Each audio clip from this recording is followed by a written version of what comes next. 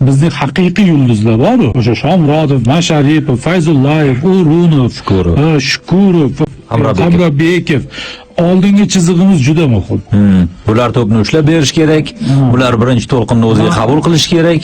Himoyaga kamroq bosim. Qanchalik ularning ishi o'xshasa, shunchalik ishimiz umumiy yengillashadi, osonlashadi.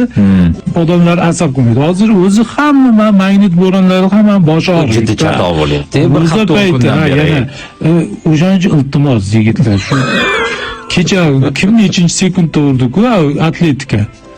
Shu boshidan hal qiling. O'zi 9da boshlanadigan o'yin.